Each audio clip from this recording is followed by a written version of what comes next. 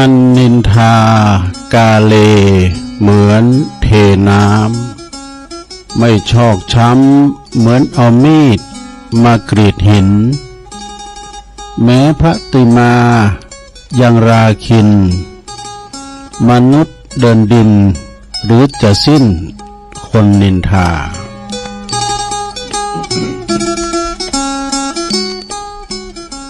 ก็ขอความนอบน้อมแด่พระรัตนตรัยอันมีพระพุทธพระธรรมพระสงฆ์เป็นสรณะที่พึ่งขอกราบไหว้สาครูบาอาจารย์พระมหาเถรานุเถระท่านเจ้าคณะพระสังฆาธิการพระภิกษุสามเณรเจ้าจุโตนจุองค์กูวัดวาอารามพร้อมตึงสำนักที่ผักส่งโตยเนอะก็ขอความเจริญในธรรมเจริญปอนมายังบรรดาปอออกไม่ออกศรัทธาตันสาธุชนนักศีลนักบุญคนดีทั้งหลายเนาะ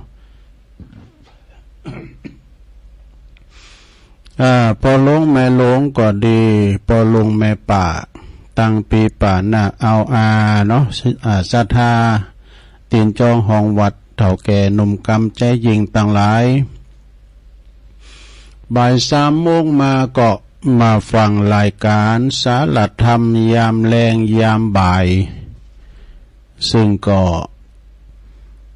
จะมาในเวลาเนี้ยเนาะตั้งแต่วันศุกร์ถึงวันจันทร์ตั้งแต่วันจันทร์ถึงวันศุกร์ก็จะมีครูบาอาจารย์พระสงฆ์องค์สังฆเจ้าเนาะที่เปิ้นมารับผิดชอบมาออกรายการน้อมนำเอานำธรรมคำสอนมาแจกปัจจัยมามาจ้าหือศรัทธาได้ฟังกันยามเมื่อบ่าย3 โมงแรงนะวันนี้ก็เป็นพระละนาตีเป็นเวรเนาะเป็นเวรของตุลุงเนาะอาตมาภาพเก่ากับผมตุลุงนันชัยวัฒนาคเสโนแห่งวัดพระธาตุดอยน้อยตำบลดอยหลออำเภอดอยหลอจังหวัดเชียงใหม่ก็เป็นภาระหน้าที่ดำเนินรายการเนาะบริหารรับผิดชอบไป ก็น้อมนำเอาเนาะมาคุ้นคว้าเอาหันน้อยเนน้อยเอาทำมาเตดพองสังพองแก่งอมแข่งเอากันไปดิจริงยามบ่ายยามแรงก็คุณฟังก็จะมีคุณสาวคุณเฒ่าเฮาเนี่ยนะคุณหนุ่มพูดกรรมแล้วก็ไปยการบ่ไปฟังให้มันได้พอจะฟังก็ฟังเพลงเมื่อเนาะ ฟังเพลงก็ภาคบันเทิงพุ่นนะแต่อันนี้ก็คุณคว้าเอาจังนิทานธรรมพงกาเอานิยายธรรมมาทางสาดกพงกาเอามรดกธรรมมาเตดเอาธรรมปัญญายสาธโวพองน่ะก็มาเล่าสู่จูกันฟังเนาะศรัทธาญาติโยมแก่งอมแก่เงากันไปข่าเวลามันแรงตกต่ำไปถึงทำแล้วไปทำวันอย่างเงี้ยกันศรัทธาญาติโยมทั้งหลายอากาศบริเวณนี้มันร้อนไปตากแดดตากแดงนะลงนึกอากาศบริเวณนี้มันร้อนไปไหนมาไหนก็ตามเนอะตามหันในข่าวนะสาธุเจ้าตนหนึ่งเนี่ยตัวลุงตนหนึ่งเนี่ยเปิ่นไปในมาห่อนกันหมดเนาะไปกินน้ำกัดกินได้สักบื้อเป็นว่าเป็นจิตใจบอดดีเลยมรณภาพไปนะสาธุมันร่างกายมันปรับอุณหภูมิบ่เต้นกันหมดเนาะกินน้ำกัดน้ำยินลำไปมันจะทำมือจะได้บ่ฮู้นะสาธุก็กินน้ำย่างให้หน่อยกันเนาะย่างมันหายมุดได้หน่อยก็กินนะสอนแบบพื้นฐานตัวเหลือหมอกก็เด็กก็กันไปทางสถานีวิทยุกันที่เปิ้นมีบุญต่อโสตประสาทหูเฮาเจ้าขาดทั้งหลายเนาะในคืนเครือข่ายที่เปิ้นรับสัญญาณรายการธรรมะช่วงเวลาตั้งแต่ 15 ถึง 17 นาฬิกาหรือว่าบ่าย 3 ถึง 5 โมงดังต่อไปนี้ขอบคุณสถานีวิทยุคลื่นธรรมะของชุมชนวัดห้วยตองซัก FM 98.75 เมกะเฮิรตซ์เนอะโซนไต่ซ้ายไต่ก็ฟังกันไปเนอะขอบคุณสถานีวิทยุคณะสงฆ์อำเภอฝางจังหวัดเชียงใหม่ FM 100.25 เมกะเฮิรตซ์พี่น้องฟังไม่อายใช้ประการฟังกันหลงหลายเพื่อเจียงดาวบ่ขอบคุณสถานีวิทยุคลื่นพระพุทธศาสนาการศึกษาและวัฒนธรรมของวัดฝายหินเนอะ FM 104.50 เมกะเฮิรตซ์นะอันนี้ก็องค์ขลงในเมืองฟังกันโทรครอบคลุมหมดไปไกลเพราะหลายดอยปุ่นเนอะนี่นะขอบคุณสถานีวิทยุมนต์เสียงธรรมวัดบุพารามอำเภอแม่แจ่มบนเนอะ FM 106.25 เมกะเฮิรตซ์แม่แจ่มก็ฟังกันหลายขอบคุณสถานีวิทยุบ้านทุ่งเรดิโอ FM 89.50 เมกะเฮิรตซ์อำเภอสันป่าตองเนอะอันนี้โซนตังสันป่าตองหางดุงก้านี่ตังป่าสร้างตังดอยหล่อได้ยินชัดเจนนะและก็ขอบคุณสถานีวิทยุนะวิทยาลัยสงฆ์นครลำปางวัดบุญญาวาสวิหารลำปางเนอะ FM 106.50 เมกะเฮิรตซ์เนอะอันนี้เป็นสถานีคืนบุญต่างๆเนอะสถาที่เปิ้นหับลิงสัญญาณนะนำเอารายการของตุลุงเนี่ยไปส่งถึงช่องถึงบ้านแล้วก็ฟังกันไปเนาะถ้ามีเปิ้นหมู่นี้ก็เฮาก็ไม่ได้ยินเนาะตุลุงจะอู่ดีปานได้ก็ตามมาถึงบ่พดบ่ผิวเนอะตึกห้องสี่เหลี่ยมเนี่ยตุลุงก็เสริมสัญญาณปฏิวัติปักตั้งเจริญโหดจ่ายมิหันเนาะน้องเจก็ลิงสัญญาณไปตามอันนี้กะตามที่กล่าวไล่นำสถานีจือเจ้าของปะเนี่ยนะก็ฟังกันไปศรัทธาญาติโยมทั้งหลายทุกคนนั้นมีธรรมะก็คือหน้าที่ของเฮานี่เป็นธรรมะถึงโมนนะโดการเฮาละเลยหน้าที่นะลุกมาแล้วเนี่ยลุกหนึ่งเข้าเป่าไฟนี่ก็ละเลยหน้าที่ก็คือธรรมะเนี่ยมีธรรมะก็พิษกันเนี่ยนะศรัทธาเนาะรับลูกลาลูกควายไปหน่อยวันนี้นะเลยทำเหมือนพิษโถกันธรรมเข้ามาละธรรมะมีละเนี่ยศรัทธาอย่างนั้นก็ธรรมะก็คือหน้าที่ไผหน้าที่มันแบ่งปันความสุขให้กันไปเนาะศรัทธาญาติโยมมีกินมีตานโชว์นี้ก็มีกินมีตานงานจะหลุบจะลองปล่อยลงปล่อยลามปล่อยล่อนะยามมันห่อนไปห้อมโคก็ไปห้อมยำแรงยำคำก็ได้ห้อมปล่อยลงก้ามสังก้าเนี่ยนะพอวันกลางวีกลางวันเนี่ยเด็ดจัดเด็ดมันก็ปอกกามก็นะแต่ว่ามันห่อนเนาะก็อยู่ตั้งบนดอยน้อยเนี่ยนะสะท้าพอไปทางใดมาถึงพดผิวเหรอมันเป็นหมอกเป็นควันจะได้มันบ่เหมือนนั่นย้ำแต่ก่อนเนาะเดี๋ยวนี้มันเป็นหมอกควันเวลาว่าเปิ้นเผาป่าเผาสังกาเนี่ยบ้านเฮาเมืองเฮาเผาแต่บ้านอื่นเมืองอื่นเปิ้นเผามันก็ควันมันจะว่าในเขตแดนไทยนะไปเมืองเด้อน่ะแต่โนดได้ยับนะมึงนะมันก็ฟังบ่ได้มันเผาแล้วควันมันไปหมดศรัทธาควันมันจะไปควันเอาไปหมดนะศรัทธาไผอยู่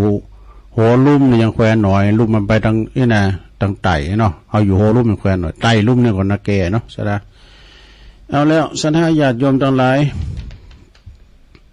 ตอนนี้ไปก็เอาน้อมนำอันนี้หมายก่อนเนาะ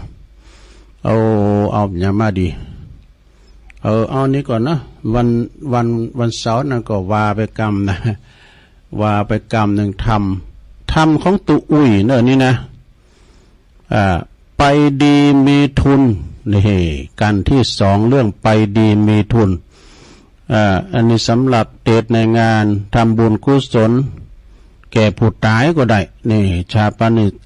ปนกิจเทศนานี่นะเป็นธรรมบรรยายเนอะก็เป็นธรรมบรรยายขอคิดเปิ้นก็บอกว่าเรื่องยอกันที่สองนี่เปิ้นบอกว่าบุคคลมีกำเนิดแตกต่างกัน สูงต่ำดำขาวอยากดีมีจนนี่มันบ่เหมือนกันบ่เท่ากันว่าเพิ่นว่านะแต่กำเนิดนั้นทันบ่ถือเป็นประมาณเนอะที่สำคัญนะก็คือการดำรงชีวิตอยู่นะและก็การจากไปเท่านั้นนะเวลาอยู่ต้องอยู่แบบที่เฮามีคุณงามความดีเวลาเฮาจะไปก็ไปแบบดีติดโตเฮาไปจึงจะนับว่าดีแน่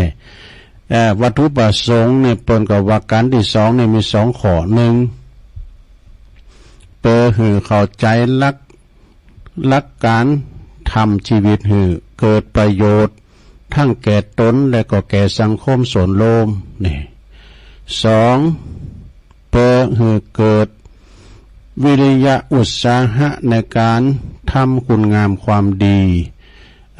บ่มีใจหลงไหลในทางที่ทำให้ชีวิตตกต่ำนี่อันนี้นะสดาเอาเป็นธรรมตัวอุ้ยเนอะหลวงพ่อบุญปันปุญญธรรมโมวัดแม่โป่งเปิ่นมอบหมายถวายตุนต้นมาปี63น่ะนะเตี้ยย่ำแล้วหลายผูกอยู่เนอะพระอาจารย์เน้นหลักแหมผูกนะพอรีบไว้แล้วนะทำอย่างเงี้ยทำนะธรรมบรรยายน่ะสักวันเกินจะสหามาเตดให้เปิ้นเจ้าภาพเปิ้นเนาะนี่ก็หลวงปู่เนอะตัวอุ้ยเป็นเจ้าภาพนาตาลทำเนอะเอาละเลิงหยังไปดีมีทุนเนี่ยจะเป็นจะได้ติดตามฟังวันนั้นก็เตดแล้วกันเนาะแต่เตดไปตังเวียงป่าเป่าตังเฮาเนี่ยไม่ได้ยินเอาเป็นหยังไปฟังแล้วก็ฟังซ้ำแล้วเนาะต่างนาโมไว้กันเนอะโอ้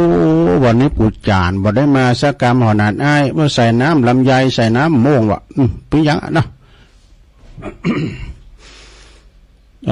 ต่างนาโมก่อน นะโมตัสสะภะคะวะโตอะระหะโตสัมมาสัมพุทธัสสะนะโมตัสสะภะคะวะโตอะระหะโตสัมมาสัมพุทธัสสะนะโมตัสสะภะคะวะโตอะระหะโตสัมมาสัมพุทธัสสะตะโมตัมมะปรายโนตะโมโชติปรายโนโชติปรายโนโชติปะตัมมะปรายโนติอันนี้เป็นคาถาบ่นะพ้องกับกันหูคาถาเด้อมีหูแล้วติมาติไปมืดมาแจ้งไปนะก็ลองฟังไปกันเนาะณโอกาสบัดนี้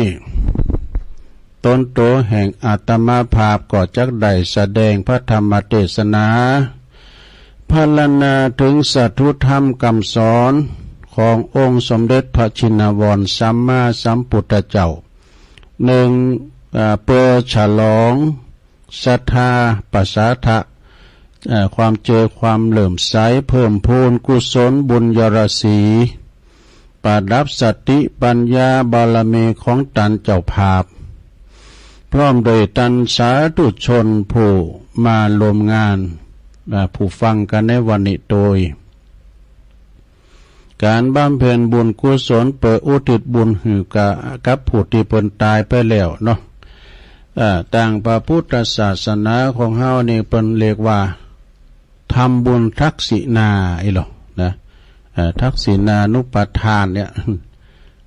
ทำบุญหาพิตายเปิดเรียกว่าทักษิณานะปินนาตีของญาติผู้ที่อยู่เบื้องหลังเนาะที่จะต้องประพฤติต่อญาติผู้ที่ลงลับไปแล้วการทำบุญทักษิณานี่เป็นประเพณีของเฮาเจ้าปุตประพฤติปฏิบัติสืบต่อกันมา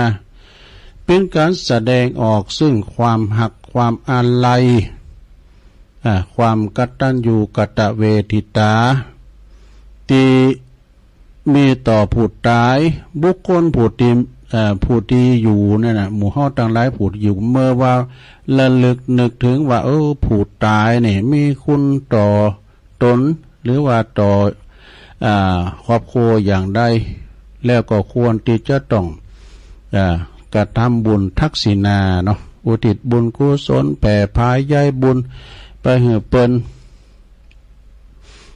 ปิดแสดงออกซึ่งความกตัญญูกตเวทีซึ่งเป็นคุณธรรมอันดีเป็นพื้นฐานประว่าเป็นมาตรฐานของคุณดีสมดังพุทธภาษิตที่เปิ้นว่าภูมิเวสาธุรูปานังกตัญญูกตเวทิตานี่อันนี้เป็นบาลีป่ะนะเปิ้นก็แปลว่าความกตัญญูกตเวทีนี่เป็นภาคพื้นของคุณดีๆต่างหลายคนดีต่างหลายเป็นคุณธรรมที่ชูคนดีเอาไว้เหมือนกับแผ่นดินที่สรรพสิ่งทั้งหลายทุกสิ่งต่างๆเนาะแผ่นดินในเป็นตีงอกเงยขึ้นของทุกสรรพสิ่งในโลกชั้นใดก็ดีนะความกตัญญูกตเวทีก็เป็นฐานตีรับรองเนอะเป็นตีงอกเงยขึ้นแห่งงานคุณงามความดีอย่างอื่นก็เช่นกันนะหากขาดความกตัญญูกตเวทิตาแล้วนะความดีอย่างอื่นเนี่ยก็หามีไม่ ฉะนั้นท่านจึงเรียกว่านิมิตตังสาธุรูปานังกตัญญูกตเวทิตาความกตัญญูกตเวทีนั้นเป็นเครื่องหมายนิมิตหมายของความเป็นคุณดีเป็นบุคคลดีถ้าเป็นบุคคลที่ปราศจากความกตัญญูกตเวทีแล้วผู้นั้นยอมได้ชื่อว่าเป็นคนที่บดีเป็นว่านะบ่ฮู้บุญบ่ฮู้คุณ เป็นคุณนอกเป็นว่าเป็นคุณอกตัญญูก็บ่ควรคบหาสมาคมโดยอีว่าเป็นว่าไม่เต้าของคุณแก่ยังมีประโยชน์กว่าคุณที่อกตัญญูเป็นว่าเพราะว่าไม่เต้านั้นก็ยังใจค้ำยันร่างกายของเขาที่มันส่วนเซไปบ้าหือหกบ้าหือล่มใจป้องกันสัตว์ร้ายปิ้นหมาก้ามสังกาต่างๆเอาป้องกันตัวได้ส่วนว่าคุณอกตัญญูนั่นนี่มีแต่จะเบียดเบียนได้รับความเดือดร้อนฝ่ายเดียวเนอะได้เป็นว่าทุกชีวิตมีความตายเป็นที่สุดเนอะศรัทธาญาติโยมทั้งหลายไม่ว่าจะเป็นเด็กหรือว่าผู้ใหญ่ไม่ว่าจะเป็นหญิงหรือว่าชายนะไม่ว่าจะเป็นยาจกหรือว่าเศรษฐีล้วนตายโดยกันทั้งนั้นบ่มีภัยที่จะหลีกพ้นไปได้แล้วก็เมื่อตายไปแล้วนี่เขาจะเอาทรัพย์สมบัติเนี่ยสิ่งที่ไหนที่โตไปบ่ได้ให้เลยนะใช้ตั้งบาทเดียวก็ไปไม่ได้เกิดมาตัวเปล่าก็ไปตัวเปล่านะมีเพียงจือเสงเกียรติยศคุณงามความดีที่เฮาที่ตนได้ทำไว้แล้วเท่านั้นที่จะปรากฏอยู่หือคุณประจักษ์และก็กล่าวถึงเนอมีพุทธภาษิตที่เป็นรับรองไว้ว่ารูปังชิรติมัจจานังรูปร่างกายของสัตว์ทั้งหลายย่อมเสื่อมสลายไปนามโคตตังนชิรติแต่จูเสงและวงตระกูลหาเสื่อมสลายไปไม่ดังที่ท่านกล่าวไว้ในคำอันนี้ฉันจะกฤษณาอีกสอนน้องว่าอันนี้เคยว่ากันนะเปิ่นว่าพฤกษบภากาสอนอีกุญชรอันปลดปลงโททนเสน่งคงสำคัญหมายในกายมีนรชาติวางวายมะลายสิ้นทั้งอินทรีย์สถิตทั่วแต่ชั่วดีประดับไว้ในโลกา อันนี้มันเคยว่ามันได้แล้วแ แต่ว่านี่เป็นเขียนมากกว่าว่าโดยเปิ้นเนาะความดีก็อันนี้ยังเป็นก้อนอยู่เนาะความดีก็ปรากฏเกียรติยศก็ลือชาความชั่วก็นินทาทุรยศยินขจรเนี่ยอันนี้นะแล้วเปิ้นก็ยังเขียนไปทั้งว่าโง่ควายจ้างมาตายแล้วยังเหลือหนังเลือเนื้อหนังเขาคุณยังเอาไว้ใจประโยชน์แก่โลกนะเอาไว้ใจประโยชน์แก่โลกแต่มนุษย์คนเฮาเนี่ยเมื่อลงหลับดับขันไปแล้วร่างกายบ่มีประโยชน์ศูนย์เปล่าศูนย์โย่ดอกหาสาระประโยชน์จังน่ะบ่ได้เด้อร่างกายของเฮานี่นะก็จะมีแต่คุณงามความดีเนอะศรัทธาแล้วก็ความมีคุณงามความดีแล้วก็มีความชั่วเท่านั้นที่จะฝากไว้ให้คุณกล่าวขานให้ชนรุนแรงกล่าวขานหากแม้นว่าเฮาทำดีเอาไว้เขาก็จะได้สักเสริญเถิดทูลสร้างอนุสาวรีย์ไว้เป็นอนุสรณ์สดุดีแต่เนี่ยเปิ้นมีแต่เนอะถ้าหากว่าเฮาสร้างความโชว์ไว้เอาไว้นะตายแล้วก็จะไม่กระคุณสาบแช่งวะนะนินทาฮือเสริมเสจูเสงวงตระกูลนี่ตามหลักแห่งพระพุทธศาสนาเนี่ยเปิ้นจำแนกบุคคลไว้4จำพกนี่นะ1ตะโมตะมะปรายโนนี่ข้อที่1เนี่ยเปิ้นบอกว่าพวกที่เปิ้นมืดมาแล้วก็มืดไปอันนี้มืดมาแล้วก็มืดไป2ตะโมโชติปรายโนอันนี้พวกที่มืดมาแล้วก็สว่างไปมืดมาแล้วก็แจ้งไปเนาะแล้วก็3โชติปรายโนพวกที่สว่างมาแล้วก็สว่างไปหมายความว่าแจ้งมาแล้วก็แจ้งไปนะข้อที่4โชติตัมมะปรายโนพวกที่สว่างมาแล้วก็กลับมืดไปนี่กะเป็นว่าอธิบายเป็นข้อจำบทที่1คือมืดมาแล้วก็มืดไปนั่นเป็นอย่างไรเพิ่นบอกว่าบางคนเนี่ยเกิดมาแล้วได้เกิดมาเอาถือกำเนิดเกิดเป็นคนแล้วก็มีแต่กรรมติดโตมาตั้งแต่เกิดเนอะส่งผลให้ตกหลักกรรมลำบากในการหาเลี้ยงชีพนะอดมื้อกินมื้อศรัทธาญาติโยมทั้งหลายร่างกายก็บ่ผสมประกอบพิกลพิการนะตัวลุงจะยกตัวอย่างอย่างใดโอ้พอแก่เก่าเนอะปะโลงสุเมธอินตะเกียประสูงมากพอเปิ้นว่าก็คุณเฮาได้เกิดมาใจกรรมไหนน่ะแปลว่าไอ้คุณที่เปิ้นบอกว่าลำบากท้อแท้ชีวิตเกิดมามีกรรมแล้วก็เปิ้นหลวงพ่อคลิปนี่แล้วนะทุกหลวงพ่อคลิปนะโอ้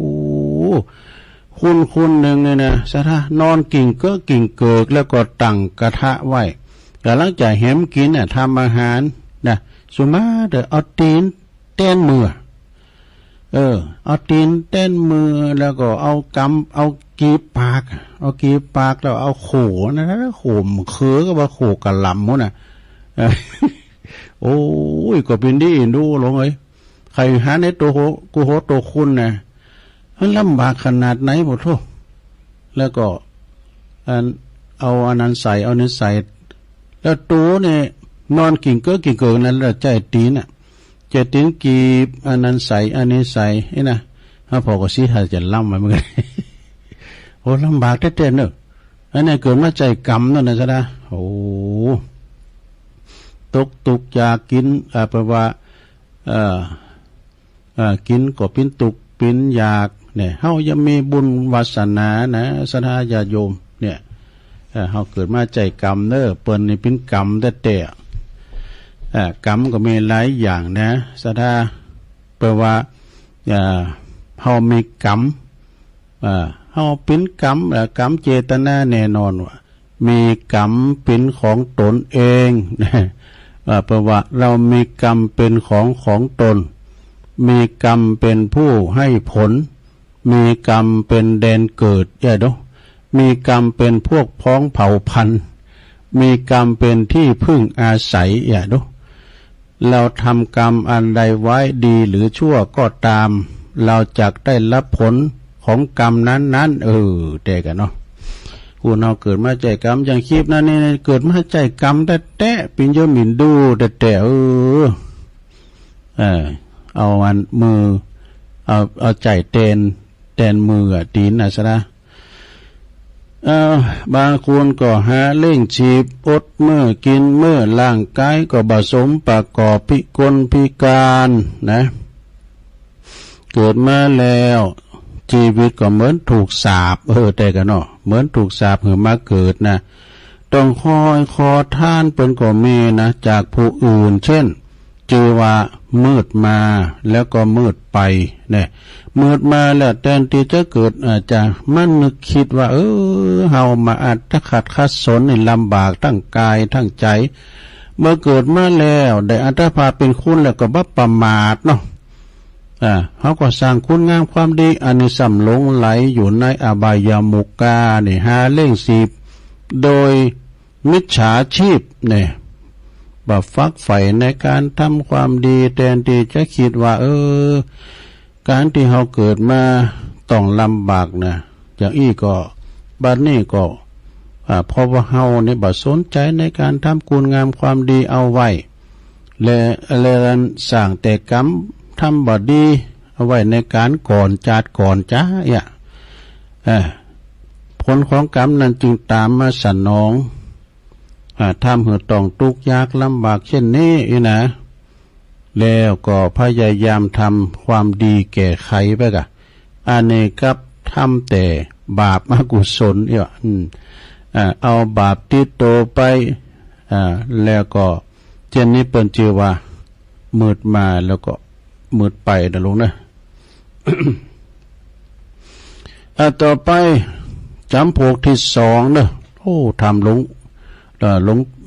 ตุอุ้ยเฮานี่นะโทษเน็ตแต่นะพวกนี้นะหลวงพ่อบุญปันเปิ้นบุญมาปันเนอะ ฟังกันไปเอาข้อที่สองล้อมเจ้ามืดมามืดไปนะบ่ดีสักอย่าง พวกที่สองเนี่ยเปิ้นว่ามืดมาแล้วก็แจ้งไปอีกาอย่างหมอเขาทั้งหลายนะมืดมาแล้วก็แจ้งไปสว่างไปก็ได้แก่คุณที่เกิดมาแล้วนะสะทะเกิดมาแล้วได้เกิดมาบัดดีนะเกิดมาบัดดีได้รับแต่ความทุกข์ยากลำบากในการหาเรื่องสีบแล้วก็กับหู้ซึกตัวว่าปิ้นเจนนี่ก็พร้อมหยังเฮาปิ้นอย่างเพราะว่าผลของกรรมชั่วที่เฮาได้ทำไว้แล้วในการและก่อนนั้นนะอย่ากันนั้นเลยประเคนนะเฮาพึงพยายามทำความดีเอาไว้นี่โดยการหาเลี้ยงชีพในทางที่ชอบประกอบแต่กรรมดีกรรมดีที่งามทำทานรักษาศีลเจริญเมตตาภาวนาไปใจตามแต่โอกาสอำนวยว่าขยันในการทำมาหาเลี้ยงชีพเช่นสามารถยกฐานะปิ้นอยู่แล้วก็จิตใจของตนให้สูงขึ้นได้นี่บุคคลจำพงเนี่ยมีจำนวนบ่น้อยก็ปรากฏอยู่ในสังคมที่เกิดมาในตระกูลต่ำต้อยด้อยวาสนาแล้วก็สามารถพลิกผันตัวเองมีความเจริญก้าวหน้าได้เป็นที่ยอมรับนับถือของสังคมทั่วไปเช่นนี้บุคคลเช่นนี้เปิ้นเรียกว่ามืดมาแล้วก็สว่างไปสว่างไปตุนคดแต่ปลายงอบัจจัยสมาตุนคดแต่ปลายตรงมันยามปากไว้ได้เนี่ยตุนนั้นกดแต่ปลายมันตรงก็ว่าได้นี่อันนี้ข้อที่สองนะต่อไปเป็นข้อที่สามหลง ข้อที่สามคนจำพวกที่สามนั่นคือพวกที่สว่างมาแล้วก็มืดไปโอ้อันนี้ก็นักเกเนอนักเกเหมือนกันเนอคือบางคนนี่เกิดมาในตระกูลดีๆเนาะมีความเป็นอยู่สุขสบายบ่เดือดร้อนห้อนใจยังหาเรื่องสีบในการหาเรื่องสีบรูปลางนะมีรูปลางอวัยวะครบถ้วนบริบูรณ์32แต่เนี่ยเปิ้นมีแต่ก็เป็นผู้ที่ประมาทบ่ขวนขวายในการทำคุณงามความดีมัวมุงแต่หาความสุขความสำราญใส่ตนเองก่อแต่บาปอกุศลกรรมนะก่อบาปอกุศลหาเล่งสีบโดยการอันมิชอบนะเพิกเฉยต่อการทำทานรักษาศีลเจริญเมตตาภาวนาเนี่ยไม่เอาอีนะทำแต่สิ่งที่ก่อให้จิตใจกระด่างกระเดืองหยาบจ้าเมื่อสิ้นชีวิตไปแล้วยอมเข้าถึงอบายภูมิคือนรกเปรตอสุรกายและก็สัตตลิสารเป็นต้นบุคคลเช่นนี้เนี่ยเป็นเรียกว่าสว่างมาแล้วก็มืดไปมาดีแต่ไปบ่ดีเป็นชีวิตที่ขาดทุนเปล่าสูญโย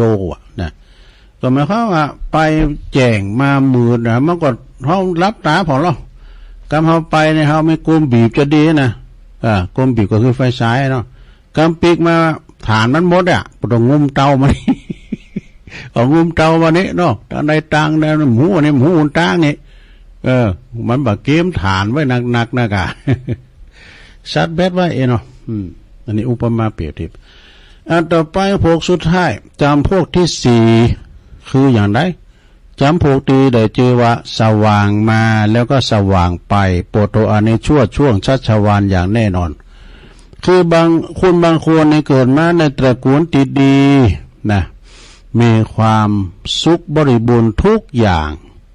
โดยผลแห่งกรรมดีที่ตนได้กระทำไว้แล้วแต่การก่อนแล้วก็อาศัยความมีพร้อมทุกสิ่งทุกอย่างของตนสร้างคุณงามความดีบำเพ็ญกุศลเหินนักขึ้นบ่มีความประมาทในการดำเนินชีวิตบุคคลเช่นนี้เป็นชื่อว่าสว่างมาแล้วก็สว่างไปเนี่ยสถาสี่อย่างเนี่ยนะเขาจะอยู่ในจำพวกใด ชีวิตที่เกิดมาแล้วเนี่ยจะเกิดมามืดหรือว่าจะเกิดมาสว่างก็ตามบ่สำคัญว่าเพิ่นว่าอันนั้นเหมาะจะมืดมาหรือว่าจะสว่างมาบ่เป็นข้อที่พึงใส่ใจเพราะว่าตอนไปต่างหากว่าตอนเขาจะไปต่างหากที่สำคัญนะเขาต้องสว่างไปนะบ่ใจมืดไปนะสหฐานกู้มาในโลกสว่างด้วยคุณงามความดีสว่างด้วยศีลด้วยธรรมสว่างด้วยศีลสมาธิปัญญานี่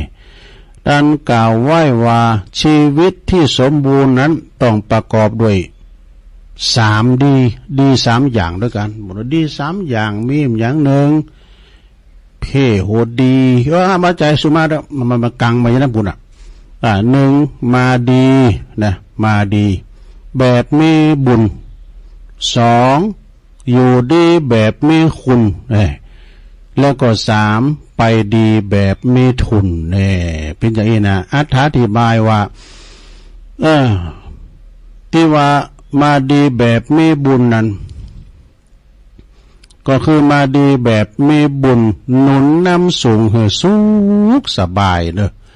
มีทรัพย์สินบริวารญาติมีพร้อมนะมี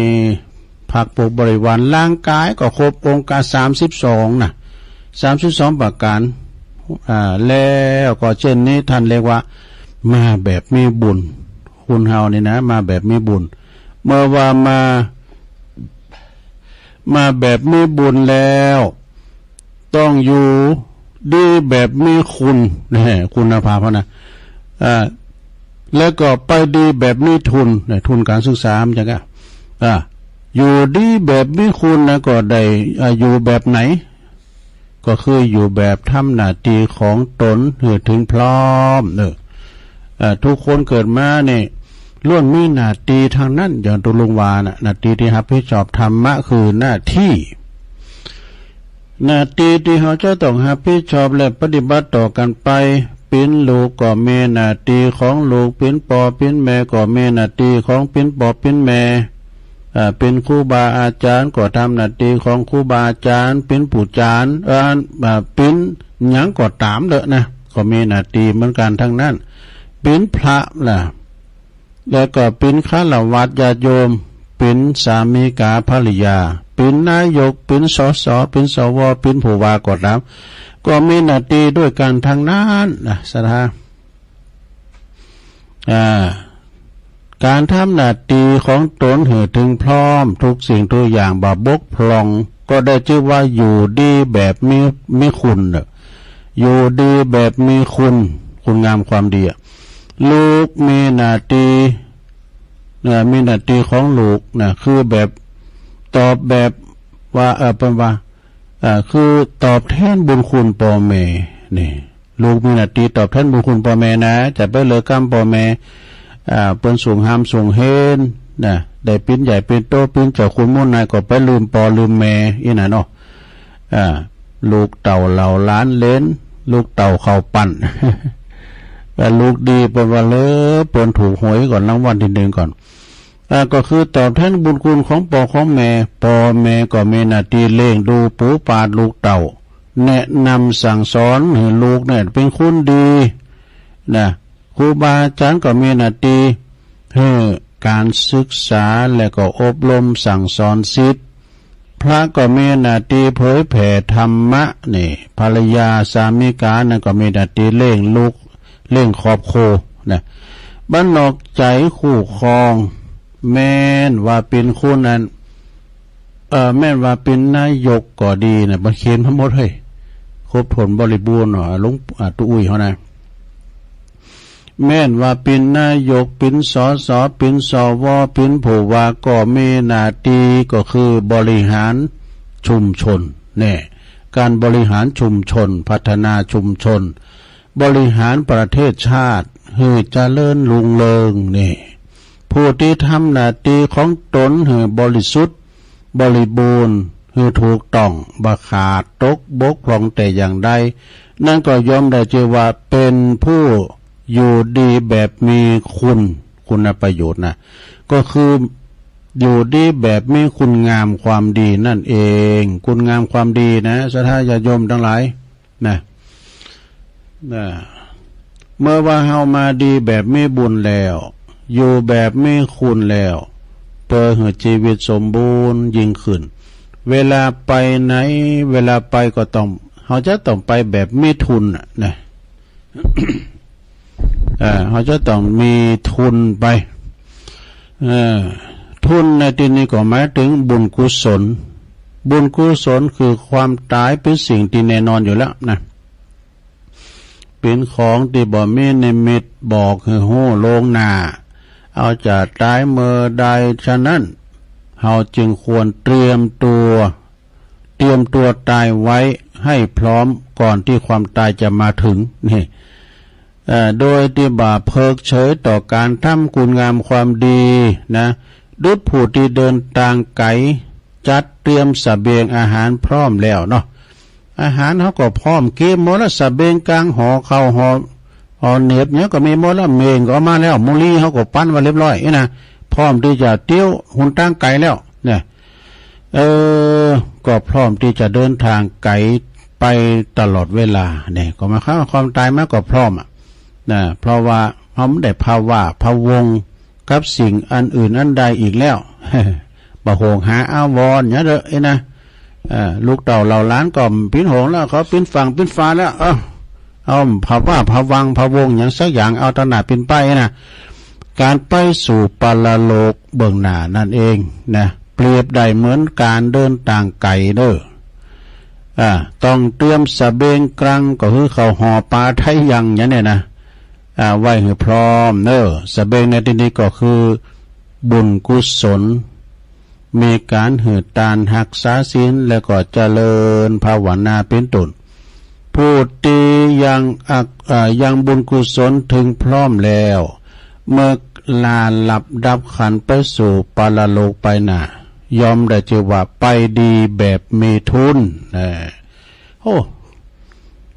ทำในนี้เขาลึกเหมือนกันนะลงเนอทำตัวอุ่ยนะจะธรรมดานะต้องฟังแล้วท่านทั้งหลายชีวิตของสัมภสัตว์เนี่ยนะยอมไหลเลือนเคินไปจากปากทางแห่งความถ่ายโดยเสมอกันเสมอภาคกันหมดนะบอกว่าจะเป็นบ่แม่ไผที่จะหลอดป่นไปได้นะดังที่เฮาได้มาประจักษ์โดยตนเองวันนี้เนาะอย่างสมมุติว่าเฮาไปงานศพมาไปพอเพิ่นนี่นะไปไหว้ศพก็ดีไปยิบวางก็ดีจุดธูปก็ดีเฮาก็จะไปสู่มากาลาวะกายกรรมวจีกรรมมโนกรรมกันนี่สู่มากาลาวะขอให้เป็นอโหสิกรรมกันนี่นะแล้วก็บอกไว้ว่าวันนี้ถึงคิวตันคิวของขานี่หมดใดบ่ฮู้เลยนะคิวมันเป็นคิวทุกคนต่างเป็นคิวเป็นรอคิวนะคิวยังก็คิวเขาจะไปสวรรค์นั่นน่ะนี้นะ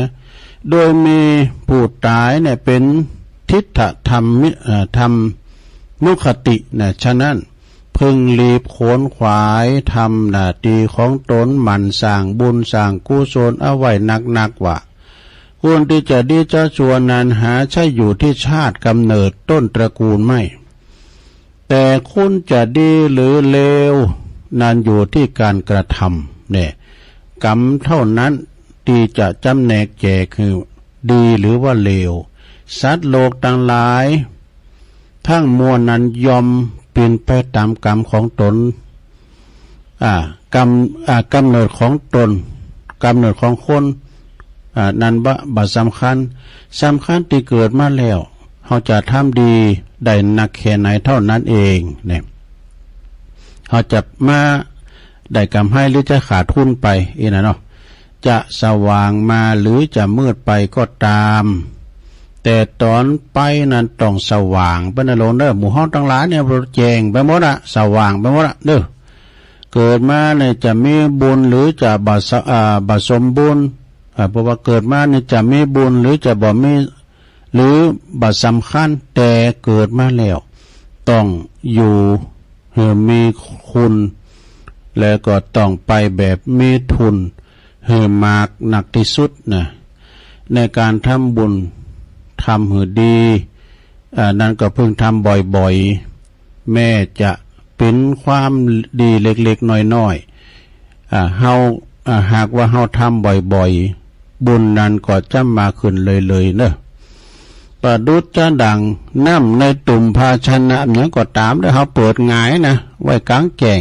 ฝุ่นตกมาใส่ทีละยศทีละหยาก็ตามแล้วน้ำก็ติ้มติ้มหายชันได้นะการทำคุณงามความดีก็ดุจกันเช่นกันหมั่นทำบ่อยๆจนเกิดเป็นนิสัยอย่าเรียกว่ามีเพียงคุณงามความดีเท่านั้นที่จะติดตามเกิดกูลของเฮาไปได้นะยังก็ติดซอยหอยตามเฮาไปบ้าใดนะยังก็จอยเลยเฮาบ้าใดที่เฮาจะไปสู่โลกหน้านี้เฮาก็จะได้แสงสว่างไปตนาก็คือการทำคุณงามความดีทรัพย์สินสลิงข้านกูสิ่งกูอย่างก็เอาตัวไปไม่ได้นอกจากคุณงามความดีนอกจากบุญกุศลเนาะที่จะติดตามเฮาไปฉะนั้นในการเทศนาวาสเนจะจบแล้วฮะเทศนาวาสเนในการเป็นที่สุดลุงแห่งพระธรรมเทศนาขออำนาจการบำเพ็ญบุญทักษิณาวันนี้เนาะในวันนี้จงสำเร็จเป็นพลวะปัจจัยเกิดกูลตันต่างหลายทันที่เป็นลงหลับไปก็ดีจงขอให้วิญญาณของท่านไปสู่สงบสุขประสบแต่สิ่งดีงามในสัมปรายภพเบื้องหน้า อย่าได้ทุกข์ร้อนใดๆสมดังเจตนาของเจ้าภาพเด้อพร้อมโดยญาติมิตรหมู่เฮาเจ้าขาทั้งหลายนะจงทุกประการตัวลุงก็แสดงพระธรรมเทศนามาเรื่องอันอยู่ดีไปดีมีทุนก็หันว่าพอสมควรแก่กาลเวลาก็จะขอสมมติหยุดที่ลงปรุงไว้เพียงเต่าอีเอวังก็มีด้วยประกาศนี้สาธุสาธุสาธุเอาจบลงไปหลวงเอ้ยทำตู้อุ้ยนะหลวงปู่หลวงพ่อบุญปันปุญญาธรรมโมโตทำนี่สอนดีอันละเด้อศรัทธาญาติโยมทั้งหลายเขาจะได้ปรุงเขาฟังทำมันใจเนี่ยจะได้ปรุงเด้ออย่างทำตู้อุ้ยว่าแท้นะตู้ได้คุณเฮานี่ต่างคุณต่างเกิดมาเนี่ยมันมีความตายเป็นตีต่างนี่นะฉะนั้นเราก็มาสร้างคุณงามความดีไว้เนาะยังต่างๆก็ตามเถอะนะมันเราก็ปล่อยปะละเลยไปแต่ว่ายามเมื่อหนุ่มกำลำใหม่นะเขาเขาวัดมันกับมันยังเขาว่าเฮ็ดหอบไปยามมันหนุ่มๆมันไปตามกาดก่อนเนี่ยมันมาวัดพอมันแก่มันเฒ่าก็มันคุ้นนะเนาะยามหนุ่มไปกับซอเบหาเงินก่อนเอาปอนตัวอุ้ยกันเด้อหลวงปู่หลวงพ่อบุญปันปุญญาธรรมโมวัดแม่โป่งร้อยสะเก็ดว่าพร้อมกับหมู่เฮาเจ้าขาทั้งหลายนะเอาปอนกับหลวงปู่ด้วยเด้อเอาปอนกับตัวอุ้ยด้วยยะถาวาลิวหาปุลาปาลิปุเรนติสากะลังเอวเมวะอิโตทินังเปตานังอุปกัปปติสิตังปะทิตังตุมหังคิปะเมวะสมิสตุสัพเพปุเรนตุสังกปปะจันโทปนะละโสยะถามณิโสติละโสยะถาภวะสัพพิติโยวิวัจจันตุสัพพะโลโกวินัสสตุมาเตภวัตวันตรายโยสุขีติคายุโกภวะอภิวาทนาสีริสานิจังวุตาปัจจายโนจัตตาโลธรรมาวัฏันติอายุวันโนสุขังปะลังเอาแล้วขอให้อยู่ดีมีสุขเน้ออายุมั่นขวัญยืนเหมือนกันจุผู้จุคนโดยเฉพาะก็ตุอุ้ยเฮาเด้อ120เด้อหลวงพ่อบุญปันตุอุ้ยเปิ่นติดตามฟังรายการทุกรายการตุอุ้ยนะเปิ่นอยู่วัดแม่โป่งเปิ่นมอบไม้ถวายมาหลายอย่างคติธรรมกาหนังสืออนุสรณ์วันเกิดกาเนี่ยสักวันเนี่ยเอามาเล่าฟังเถอะเนาะฉะนั้นก็ศรัทธาญาติโยมในวันที่20เนี่ยอันนี้ประกาศทำกรรมว่าเขาจะไปตานทำมาดก็จะไปปล่อยโลงเนอะศรัทธาเนอะปล่อยโลงที่ไหนปูนวัดพระพุทธบาทอุดมนำบ่อสาวาสำนักวิปัสสนาเนาะโดยท่านอาจารย์พระครูอภิวัฒนวิกรมเนี่ยนำทีมพร้อมโดยพระนักจัดรายการศรัทธาญาติโยมทั้งหลายจะป้ากันไปเป็นการหลายลำเนาะเกมพูนเกมรถเนอศรัทธาเนอโดยเฉพาะวันที่20นี่ก็เขาจะไปตอนบ่ายก็จะไปนอนแฮมเกมมื้อกันที่วัดปังป้อยนะวัดปังป้อยอาจจะไปจัดธรรมสัญจรไปตกแต่งห่างดาตานกันหาเด้ออาจจะไปหอมตานยอดปาละมีของงาน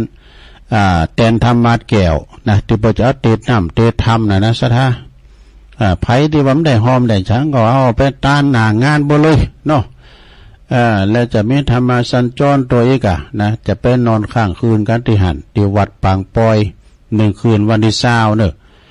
จากหันมาตอนเจ้าเฮากินข้าวน้ำจำของง่ายสันเจ้ากันเรียกก็จะไปปุ่นก็ไปวัดพระพุทธบาทอุดมน้ำบ่อสาวาเฮาก็จะไปแสดงมุทิตาจิตกับพระเดชพระคุณหลวงพ่อพระครูสุจิตานุรักษ์ด็อกเตอร์หลวงพ่อใหญ่เฮาในวาระโอกาสที่เปิ้นมีอายุเจริญอายุมาได้72 ปีแล้วเฮาก็จะได้ไปแสดงมุทิตาจิตเนอะเขาจะไปตานเต้นทำมาดเพื่อให้แล้วก็จะมีทำบุญทักษิณานุปทานโดยนะศรัทธาญาติโยม ว่ามี3 วัน 3 คืนก่อนเนอะวันที่20เพิ่นจะมีการทำบุญสืบชะตาเนี่ยบทตูเจ้า108 ตุนนะแล้วก็ วันที่21นะไปก่อนมีทักษิณาตัวเจ้า75 ทุนกันนะดูแล้วก็วันสุดท้ายนะเปิ้นจะได้ทำบุญถวายเสนาสนะยังตะหลายกับตัวเจ้าถึง80 ปลายกันเนาะอันนี้งานบุญใหญ่เนอะงานบุญใหญ่ก็พากันไปกินไปทานไปแสดงมุทิตาจิตโอ้หลวงปู่เปิ้นมีคุณแก่ศรัทธาญาโยมต่างหลายเปิ้นแปลงศรัทธานี่ว่ากันมีเปิ้นบ่ได้ฟังสักหน่อยฮู้จักกันอ๋อเท่าบ่ฮู้จักกันซะเบิ่ดอก จากนั้นก็ ไปรวมบุญกันเด้อไปกินไปทานด้วยกันเด้อพี่น้องเมืองฟังไม่อายไสประการวันที่20มีนาก็ไปยอบย่างพักนอนกันจำวัดกันนอนกันที่วัดปางปอยแล้วก็วันที่21ก็ไปกินแปะตานกันที่วัดพระพุทธบาทอุดมนะ ไปตานเต้นธรรมาสรวมกัน60,000กันนะช่วยกันให้กันหอมเด้อ ตุ้ลุงก็ย้ำได้หอมแล้วไปหอมหน้างานบ่นะศรัทธาญาโยมนะวันที่21ก็ไปกินแปะตานกันเอาละเนาะศรัทธาตอนนี้ตุลุงก็ว่าจะยอบย่างให้หน่อยกันจิบน้ำก็โตยอแห้งกะถ้าอยากกินน้ำได้กินน้ำเดี๋ยวมาอู่กันต่อเจริญปอน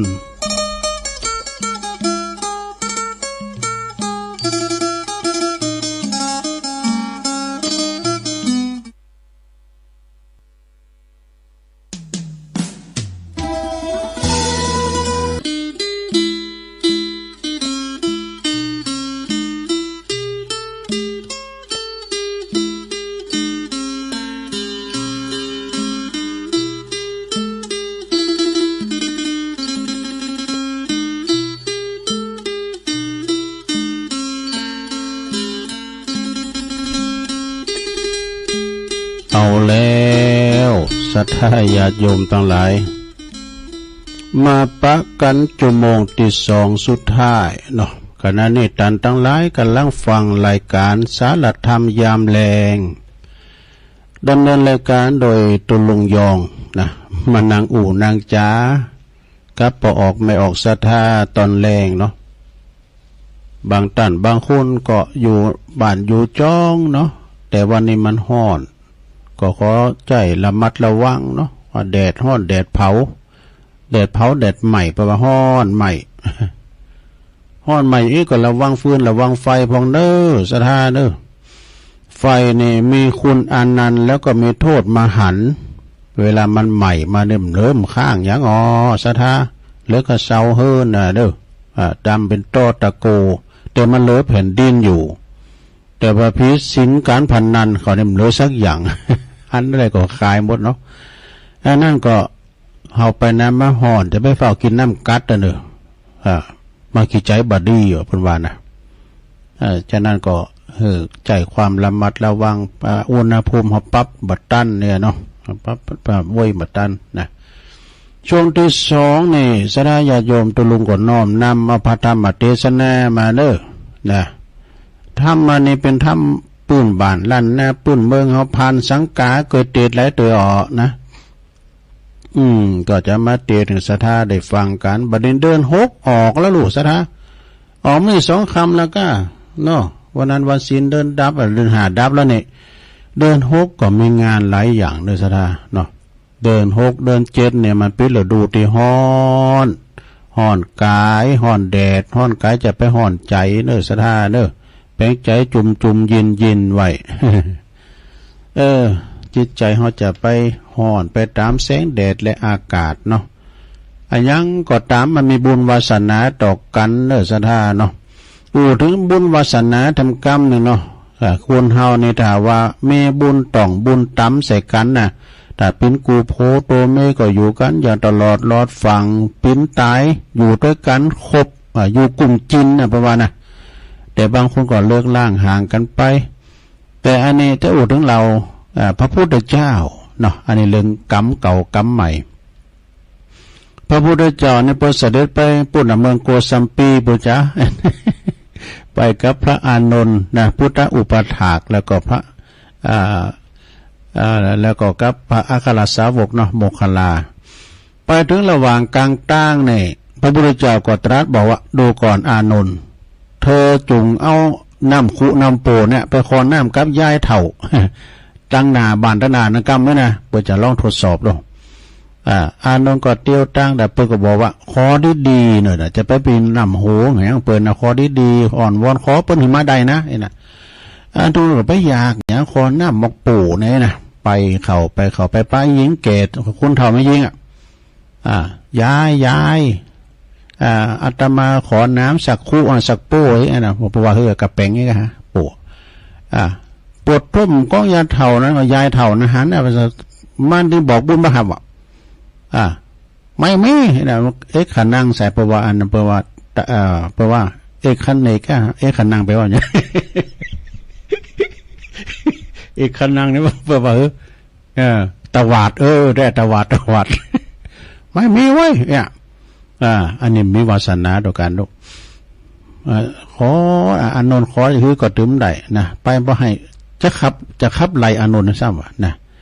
อานนท์ก็ปีกมาด้วยความผิดหวังไงเนาะพระพุทธเจ้าก็ตรัสดูก่อนอานนท์เธอจงนั่งอยู่ที่นี่นะโมคคัลลาเธอจงไปพระโมคคัลลาไปนะเพิ่งมีบุญวาสนาต่อกันของยายเถ่านั้นเซตทหารใส่อันพระโมคคัลลาแล้วต้องจัดตากันอย่างนั้นมีวาสนาต่อกันกุลีกุจอหรอท่านมายังไงเนี่ยมาแดดร้อนกินน้ำในตู้เย็นก่อนเนี่ยประมาณตอนรับดีนะขอน้ำคู่หนึ่งได้แท้ไปก็ปวดโตกุลีกุไปเพราะเอาของฝากเห็นไหมปวดโตแล้วยังว่าถ้าวิดขาดเหลือวิดไปมีเนี่ยเนาะขาดเหลืออะไรก็มาเอาอีกนะอุทัยกอมจางไข่อู่ตัวเนี่ยแล้วไปพ่อไปว่า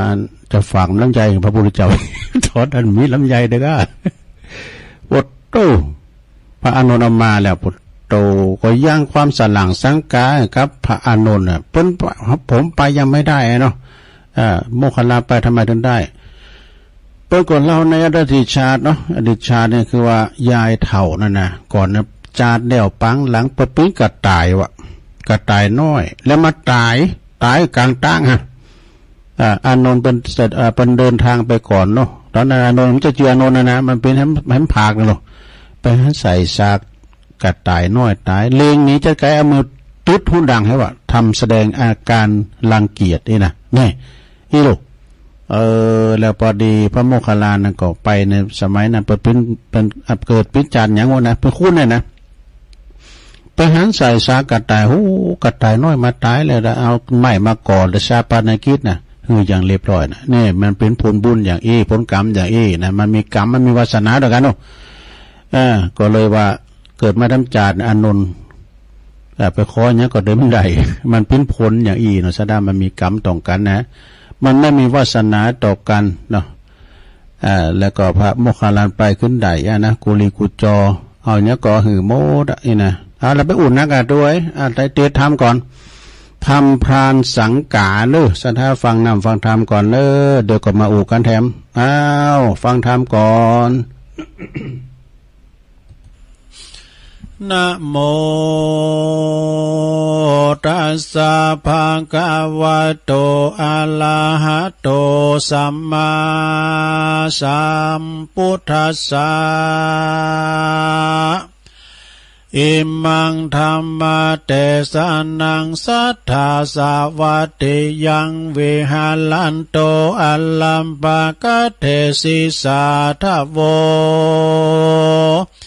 ดุราสะปุลิสาตั้งหลายตั้งยิ่งใจหนุ่มเทาอันปะกันเข้ามาสู่สถานเพื่อกระทำการบุญทาน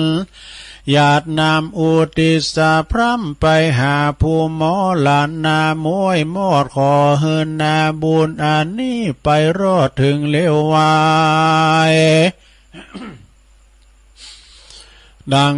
เราจักไขบอกเราตามดังนักปราชญ์เจ้าเทศนามาบัดนี้แหละนาสัทธาอันว่าสัพพัญญูพระพุทธเจ้าตนเป็นปิ่นเก่าติโลกาจารย์พงสำลานยังจอดอยู่ในยอดอาราม อ อันเรื่องงามบ่อผ่อนอยู่นอกบ่อนเมืองสาวัตถีพระโมนีโตนผ่านแผ่วก็ปราลบเลี้ยวยังพรามอันมาถามหือเป็นเหตุพระจึงเตสนายังกาถาอันนี้ว่ายังกินจาละมนังกัดตัวตาจาตานามาจาลีดังเนกิลาดังได้ยินมายังมีพรามบานาผู้หนึ่งสายอยู่นอกเมืองใหญ่สาวัตถีใต้ปุลีเมืองกวางมีชื่ออ้างว่าจานุโสนีเขาของมีนักโสด80 โกฏเป็นไม้เมื่อใจภายแผ่กว้างหูมก่อสร้างตั้งตานฮือคือพิฆาหารใส่บาตรแก่เจ้าสินสะอาดบุญมากตานให้แก่คนยากเข็นใจคนยากไร้อานาถาตั้งญาติกาพ่อแม่มิตรเกี่ยวแก่สหายอันจุติตายไปนานละคาบกว่าเป็นผีอันเศรษฐีผู้ใหญ่มีใจใฝ่กันเองหายังหมู่วงศาพี่น้องอันตายจากห้องเมืองคนก็มีหันแลนาเอตัมปนารัตติงยังมีคืนหนึ่งสายพรามผู้ใหญ่บุญนานอนใส่ยามมาม้อยในปราสาทซอยใส่สียามรอยตีก่อนลุ่งต้านพรามก็มาคืดคงไปมาการเน่งหาภาพแผ่ยังพ่อแม่ญาติกาอันมอลานาตายจากลาละพรากเป็นผีแล้วว่าพ่องก่อใดกาทำดีไว้ก่อนเตี้ยงบ่หอนถอยจากกันพรากนาตายไปย่อมจักใดไปเกิดจานฟ้าเลิศเมืองบนพ่องใดกาทำตนบ่ดีเป็นมิจฉาทิฏฐิใจหยาบกาทำบาปเลือลายกันว่าเขาตายมวยมั่งอันว่าบาปอันเขาได้สร้างก็จักส่งอยู่ไปสู่อาบายจักมีอันใดจะหมายช่วยกรรมใดลวงล้ำต่างผ่านเล่าตานไปหายังสัพพสัตตาน้อยใหญ่ จักรอดไขว้สันใดตานไปหลายหลากหรือว่าบุญนั้นหากสูญหายตานหาคนตายนั้นใส่เขาจักได้หรือจะพรามสั่งการในใจการอาติสายแจ้งส่องไปตามจองโลกาพรามก็มาจ่าบอกกล่าวไขขันข่าวปั้นไม้คนยิ่งใจขาดใจหาดอกไม้ดวงบานพร้อมตั้งเขาพิกขาหารเขาน้ำวัตถุพร่ำปัดใจแล้วก็ปากันไปมวลหมู่เข้าไปสู่วิหาร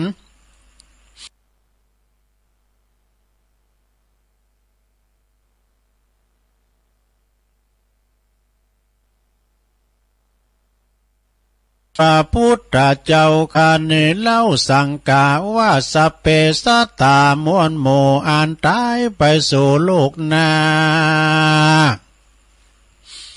จุมปู่ปามวงศากาตามบุญไปหาผู้มวยมอดบุญจักลอดสันใดหรือตานไปนั้นลา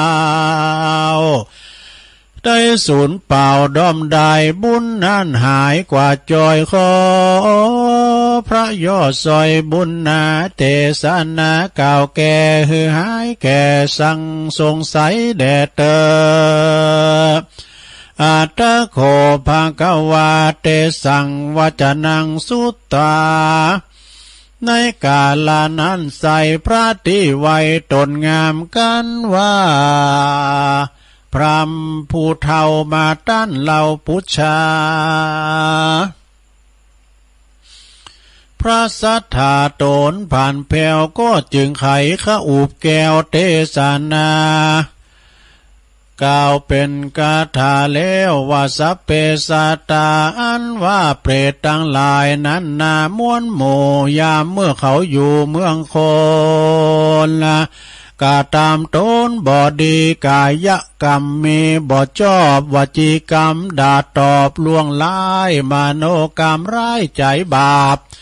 บ่สุภาพตามธรรมบ่มีศีลจำกับตนบุญกุศลน้อยใหญ่บ่หอนใดกะตาม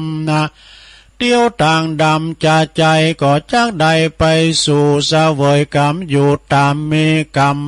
เวรหนีเสียงขาดบุญกุศลจึงมาป้าต่อตามไปจักนำคืนสู่ยังที่อยู่สถานได้สำลานจื่นจอยบ่ต่ำก้อยมองขีของได้ดีม้วนหมู่อันมีอยู่โลกาคนบ่ลานากลาพลากบ่อาจจักลากลาด้วยไปเว้นแต่โมทนาไมหยาดน้ำ เว้นแต่โมตมานาไม่หยาดนามกันว่าบุญเขามีล้ำเหลือลายก็จักใดผ่านไปไปเกิดจันฟ้าเลิศไปบนหรือเอาตนไปสู่ยังที่อยู่ในละปานนั่นแหละดูลาต้านพรามผู้ใหญ่มีใจใฝ่คุณนายังวงศาพ่อแม่มิตรเกี่ยวแก่สหายคามอันนิจกรรมลาพระใครคือเขาได้พ้นจากทางผ่านจุงมีใจบานจมชื่นเลื่อมใส ตกแต่งอย่างปัจจัยตั้งสี่แปลงใจคลี่เจยบานมีอาหารข้าวน้ำวาตุพร่ำนานาแล้วก็นำมาถวายแก่เจ้าภิกขุต่างหลายน้อยใหญ่ตามใจใฝ่ศรัทธาแล้วก็อุทิศบุญไปหาผู้ตายคุณต่างหลายมากกว้างไผบ่อาจอังไขจาคายบ่มีสิ่งใดเพียบใดแลนนาเมื่อนั้นพระมนาผู้เฒ่าฟังพระเจ้าไขจาแก้ไขปัญหาหลายแหล่ก็หายแก่สังกาก็มีใจโสมนัสสาจมชื่นปีติตื่นเจยบานก็นามาสาการก้มเก่าลาพระพุทธเจ้าขึ้นสู่ยังที่อยู่แห่งตนก็มีวันนั้นแหละนาเนติตังขียาสังวานาวิเศษจาห้องเหตุการทำบุญไปหาผู้ลวงลับผ่านสังกาก็บางกลมโสมเรสดิดแล้วเท่านี้ก่อนแลสาธุสาธุสาธุจบลงไปสัทธาญาติโยมต่างหลายพรานสังกาอีกนะเนาะหรือว่าทำบุญอุทิศแผ่กุศลบุญไปหาผู้ที่วายชนที่หลงหลับดับขันไปเปิ่นว่าสัพพะทานังธรรมะทานังชินาติการทำบุญทำเป็นต้านชนะการทำกุสิ่งกุอย่างเนเอาปอนทำกรรมนึงก่อน มันจะได้ซื้อได้ขายปันเตี้ยๆปอนนะปอนประเสริฐขอให้ละศรัทธาญาติโยมอยู่ดีมีสุขสัพปิติโยวิวัจจันตุสัพพะโลโกวินาศตุมาเตภวัตวันตรายโยสุขีติขายุโกภวะอภิวาทนาสีลิสานิจังวุตตาปัจจายโนจัตตาโลธรรมาวัฏันติอายุวันโนสุขังปะลังเอาได้อยู่ดีมีสุขศรัทธามีสุขภาพพลานามัยสมบูรณ์แข็งแรงอยู่กินอยู่ต้านไปใจอย่าเจ็บอย่าจน สุขภาพสมบูรณ์แข็งแรงเนาะ เอาละคุณเฮามีน้ำมีธรรมเนาะอยู่ประจำจิตประจำใจคุณมีธรรมเปิ้นว่าหยังพองนี่เปิ้นว่าบุคคลที่มีธรรมนี่มีธรรมะอยู่ในจิตในใจแม้แต่ว่าความคิดหรือว่าการกระทำก็จะบ้าลงละเมิดหลักศาสนาหลักกฎหมายของบ้านเมืองเกิดสันติสุขในชุมชนนี่ถ้ามีบุญมีธรรมนะบุคคลที่มีธรรมะในใจมีธรรมอยู่ในใจบุคคลที่มีธรรมอยู่ในใจหรือว่ามีธรรมอยู่ในจิตในใจเนี่ยแปลว่ามีความซื่อสัตย์อดทนมีความพยายามมุมานะต่อสู้ให้เกิดความชอบธรรมยุติธรรมแก่ประเทศชาติแล้วก็บ้านเมืองเกิดสันติสุขแน่นอนนี่แล้วเพิ่นก็บอกว่าบุคคลที่มีธรรมมีจะเป็นคนที่มีระเบียบวินัยสร้างความดีงามและก็งอกงามให้แก่ชีวิตของตนและบุคคลอื่นอย่างสม่ำเสมอตุนเสมอปลายตลอดเวลานี่แล้วเพิ่นก็ว่าบุคคลเฮาที่มีธรรมนะย่อมมีเมตตาต่อสิ่งที่มีชีวิตบ่เบียดเบียนกันช่วยเหลือเกื้อกูลต่อมนุษย์ต่อเปิ้นมนุษย์ด้วยกันอย่างสม่ำเสมอตุนเสมอปลายตลอดเวลานะบ่เอารัดเอาเปรียบสังคมนี่นะแล้วบุคคลที่มีธรรมเพิ่นก็บอกว่าบ่เบียดเบียนชีวิตทรัพย์สินของบุคคลอื่นองค์หรือว่าองค์กรอื่นๆมีแต่รักษาชีวิตทรัพย์สินของบุคคลอื่นนะแล้วก็องค์กรอื่นๆดังชีวิตของตนแล้วก็สุดท้ายบุคคลที่มีธรรมย่อมอยู่เหนือเงื่อนไขกฎเกณฑ์กติกาและก็สังคมและอารมณ์ของตนเองและบุคคลอื่นนี่โธ่อันนี้หนังสือนี่นะศรัทธาญาติโยมทั้งหลายหลวงพ่อเปิ้นไปแสดงมุทิตาจิตเนาะปูนในเมตตาบารมีธรรมพระเดชพระคุณท่านเจ้าคุณพระประชานาถมุนีเปิ้นอยู่ปุ้นวัดดอนจันทร์ตำบลตาศาลาอำเภอเมืองจังหวัดเชียงใหม่ในโอกาสที่เปิ้นได้ขึ้นตำแหน่งเป็นเจ้าคณะอำเภอกัลยาณิวัฒนาเนาะโอ้มีของดีที่นี่หลายอย่างเนอะตัวลุงก็เอามาก่อนใกล้เราสู่จู้กันฟังเนอะซะนะเปิ้นเขียนธรรมะวันนี้นะจัดโมนเนอะวันหน้าวันตาก่อนเนาะ ก็จะมาออกว่ากันออกมาก็จะเอามาเราสู่จู้กันฟังศรัทธาญาติโยมแต่เจ้าอูดถึงประกาศข่าวสารงานบุญนะถ้าว่าไผมันไปนอนนอกที่ปางป้อยที่วัดปางป้อยก็ดียิงตรงไปเลยวันที่21นะ4 โมง 5 โมงก็ไปเลยตรงไปที่วัดพระพุทธบาทอุดมเลยนะลงเด้อห่อข้าวตอนติดห่อข้าวง่ายติดหรือว่าจะไปเล่งถวายพระทหารเจ้าเพนก็เจิญได้เด้อจะไปโลมทำบุญฝากกันไปหอมกันไปก่อนปิ้นสังไปหอมหน้างานบุญก็ได้เด้อแต่บินตรงไปเลยนะไปนอนนะมีภาระนักตรงมามเจ้าก็ไปยิงตรงไปที่วัดพระพุทธบาทอุดมไปเลยแต่อันนี้คณะของเปิ้นเนี่ยคณะของคณะครูบาอาจารย์แล้วก็ศรัทธากลุ่มหนึ่งส่วนหนึ่งเนาะที่เปิ้นจะไปนอนก็มีนักหลายเนอะมีนักหลายจะไปนอนตบแต่งห่างดาตานกันแทนธรรมะกหันแล้วก็จะไปธรรมสัญจรกันที่หันเนาะวันที่3คืนนะเมื่อเจ้าเขาก็ลูกหนึ่งขอปอไฟก็เห็นกินแหมว่ากับชั้นเจ้าแล้วก็ไปกันนะประกาศข่าวสารงานบุญนั้นก็หน่อยเนาะถ้ามันไก่ถึงเบิ่นแล้วนะสุกหน้าเสาหน้าติดหน้านี้ก็ได้นะก็งานปล่อยโลงเนาะติดหน้านี่นะปล่อยโลงที่ไหนเนี่ย15 16 17เนี่ยปล่อยโลงวัดดงนิมิตรนำดิบน้อยตำบลนำดิบอำเภอป่าซางเด้อสระท่านเจ้าอธิการพิเชษสิริพัทโทตุพิเศษเนี่ยเป็นเจ้าคณะตำบลนำดิบโดยแล้วก็ตุพีเอ็มเป็นนันพระใบลากาเปิ้นจะมีจะร้องนะเริ่มวันที่15ห่างน้อย16โคตานเข้า17ก็เป็นวันตานเด้อสระศุกร์เสาร์ติดนี่นะติดหน้าเนี่ยเสาร์หน้าเนี่ยเปิ้นแปลงวิหารทรงล้านนาวิหารเปิ้นงามซะนะปูหินอ่อนจะเดียแปลงได้หลายปีนะ แล้วก็หอทรงน้ำแดมพัทธาเจดีย์หลายอย่างเสนาสนะเนี่ยเปิดจะปล่อยโลงแล้วไผไข่ไปหาอีเกกา ก็ไปพอใดเนอะ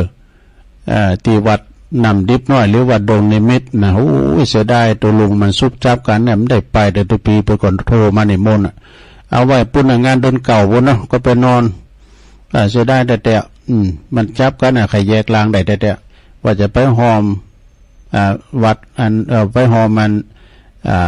นาบุญแทนพอเสียวไส้พอเสียวซับก็เอาว่านะว่าเดินเก่าก็ไปปะกันเนาะ พอเสียวไส้พอเล่งท้าเขาเนี่ยลำงานหนึ่งก็ตุ้งโป่งเนอะวัดตุ้งโป่งก็วันเดียวกันเนี่ย16-17ดูตุ้งโป่งนี่เป็นเอาวันที่17เป็นหมอกเนอะแต่ตรงวันไหนก็ตามเปิด17เป็นหมอก17มีนานะทรงน้ำสมณรูปเหมือนหรือว่าอนุสาวรีย์ของครูบาจักอินทจักโกเนอะตันพระสมุสุเมธีทิติโกตุปิเคเป็นรองเจ้าคณะตำบลเนาะเดี๋ยวตุปิโอมเขานะประโลงคำเขาเป็นจะมีเด้อ16-17นะไปกินไปตานกันรวมบุญกุศลการที่วัดทุ่งโป่งตำบลเหล่ายาวอำเภอบ้านโฮงเด้อนี่ก็ตุปิโอมกับนิมนต์เหมือนกันนะมันแยกลางบ่ได้นะเนาะแล้วทำงานหนึ่งปุ่นงานปล่อยหลงที่วัดพระพุทธนิมิตนะตำบลศพเตี้ยอำเภอจอมทองพุทธนิมิตเนี่ยเป็นปล่อยหลงหอไตรหอธรรมแล้วก็เสนาสนะหลายอย่างด้วยกันในเมตตาบารมีธรรมหลวงปู่พระครูอินทยานรังสีที่ปรึกษาเจ้าคณะอำเภอจอมทองครูบามาเนอะท่านครูบาเจ้าอายุเปิ้นก็เจริญมาได้80 ปลายศรัทธาญาติโยมแต่เปิ้นแข็งแรงเนอะเปิ้นแข็งแรงแหงดีอยู่เปิ้นจัดปล่อยลงเนอะ16นี่โคตานเข่าตึงโคตานเจ้าบ้านหัววัด17ก็เป็นวันตานนะมีนาเนี่ยนะติดหน้าเสาหน้าเนี่ยกะเด้อและทำงานเนี่ยมันตรงกันวัดพระธาตุดอยหล่อวัดพระธาตุดอยหล่อนี่เปิ้นจะมีอบรมสมโภชเฉลิมฉลองแล้วก็มาเปิดป่ายศาลาโดยแล้วก็บวชพระเจ้าโดยเสกซ่อมย่อมโยนเนาะสวดมนต์เต็นสวดมนต์ตันเนาะสวดมนต์ตันโดยนะเริ่มตั้งแต่วันที่17แล้วก็18เด้อมันมีงานเมื่อค่ำยามคืนโดยกลางวันแถมมีผ้าป่าด้วยนะในวันที่17นั่นก็ตอนเมื่อแรงค่ำมาจะมีสวดมนต์ตันคณะสงฆ์ทำชุดหนึ่งเนาะแล้วเสร็จจากหันสวดมนต์ตันแล้วก็จะมีเตะทำ4ผูกเตะทำมือเนี่ยนะทำพุทธาภิเษกทำมาจักกะนี่ทำอบรมสมโพธิทำปฐมสมโพธิกถากันนี่นะ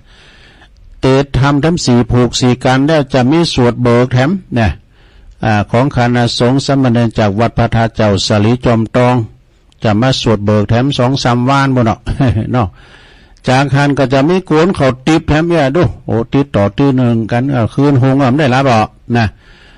ตี 3ตี 4เข้ามาก็จะได้สวดธรรมจักรปวัตนสูตรสวดไขตาปัจเจ้าแถมไม่น่ะเปิดตาปัจเจ้าในเมตตาบารมีธรรมท่านพระอธิการจิตอนาลโยตุปิเอเด้อนะเจ้าภาพใหญ่แล้วก็ในเมตตาบารมีธรรมพระเดชพระคุณหลวงพ่อท่านพระครูเป็นจะมาเป็นเจ้าภาพใหญ่ด้วยนะลืมจื่อไปมันอยู่หิมปากเนี่ยนี่ก็เวลาว่าครูบาปูนวัดขวงสิงห์นะครูบาพิพิธการเป็นพิสิทธิ์ที่ก็พิพิธการเนาะ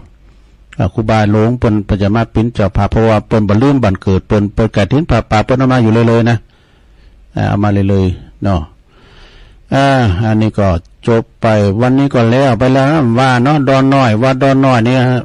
8-10 11วันนี้ก็ล่างผานล่างผามากะเนาะ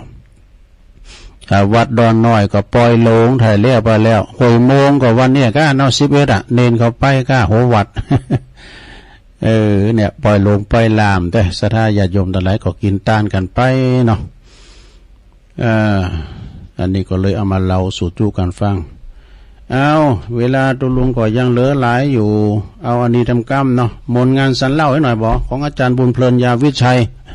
ได้ว่ามือน่ะ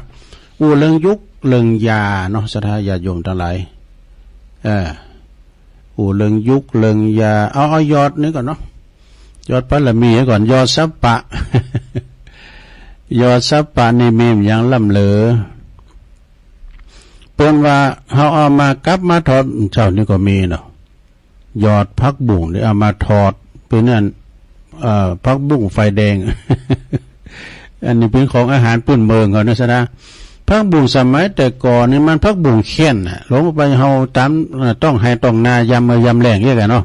พักบุ้งแดงนั่นน่ะเอามาจ่อในดูวันลำเนาะได้ใส่เคยสุ่มไว้นะเอามาจ่อพอจ่อพักบุ้งนี่นะแล้วเฮาแอนพริกแห้งนะเฮากับแล้วเหมาะซะนะโอ้โหน้ำลายปูหอก สมานแล้วก็ยอดมันกอกเพื่อมากับตำอีกุ้งแต่กันเนาะยอดมันกอกนี่นะอ่อนๆเนี่ยซะนะเพื่อมากับตำอีกุ้งมันปรุงกันเฮ้ยกับลาบเนียมเนาะลาบหมูแล้วก็ยอดสะเลมอยู่สูงในบนกับลาบเอามากับลาบได้หวยหน่อยเนาะซะนะเปิ้นฝากมานะมันจะฝากลาบนะก็ฝากลาบเหมือนกันเพราะว่าลาบดิบลาบแดงบัดนี้เปิ้นบ่ใครหือกินกันเด้อนะซะนะเพราะว่าโง่ควายบัดนี้เปิ้นเอาตะเมืองนอกมานะตะเมืองนอกทางลาวเพราะว่าเป็นโลกแอนเทคกันว่านะเอาเปิ้นขายลาบกันซุมาเด้อ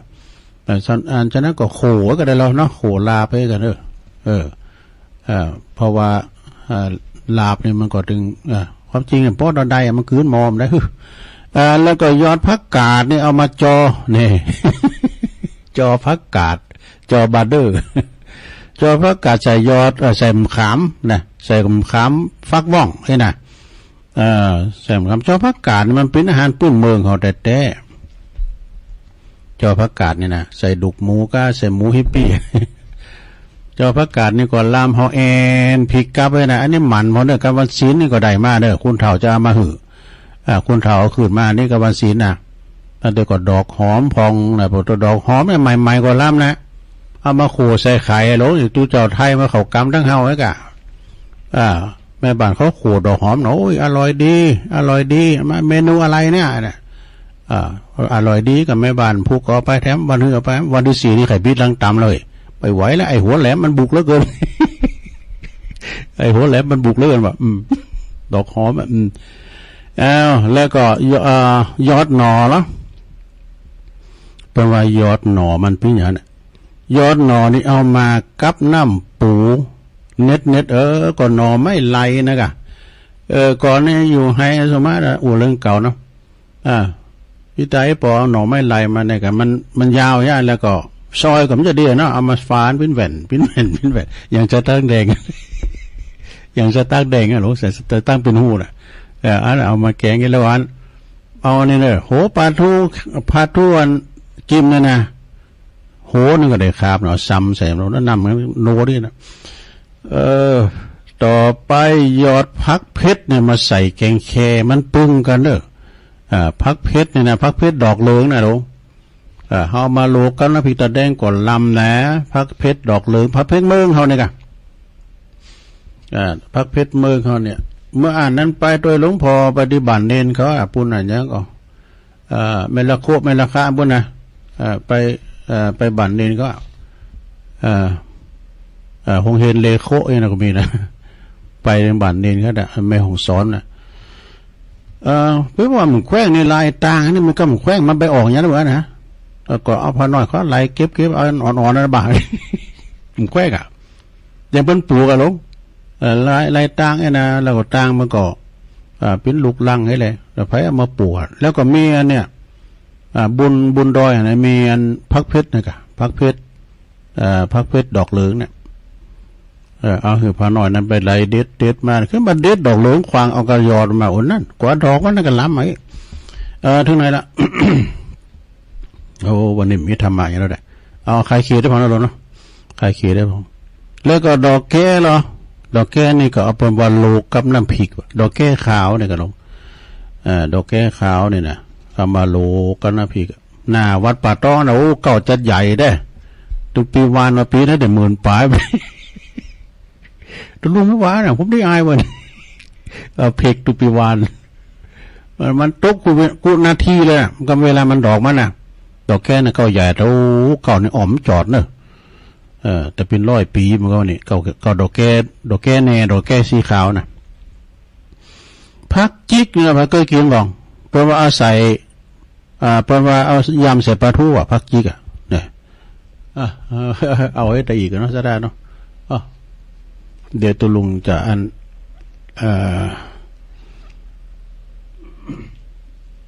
ที่จริงในมือถือนี่ก็มีนะแต่กำจาเนี่ยโอ้อันนี้ก่อนเน็ตเหมือนกันนะปลงสุเมธอินตะแก้วสูงมานี่นะแก่เก่าเจ้าก็แก่เก่านะว่ากันที่มันสูงมาเนี่ยรู้คุณเนี่ยอย่ามันจะคุณนะลงนอนเดาดุเดาเดิบแล้วก็เอาตีนกีบสมาเลยเอาตีนกีบข่มเขือว่าโขกันหลำวะนะแต่ตาผมจะหันหน้าตาอยู่รูมันนี่แล้วก็เตาไฟแก๊สนั่นก็สูงให้เนี่ยอีก็เกิดมาในเป็นว่าเหมือนกับเป็นสาบแต่กะมันก็เป็นสาบเป็นชีวิตที่ไผ่ที่ว่าลำบากแล้วพอคิดนั่นตัวเองนะพอลงประมาณสู่ชีวิตแต่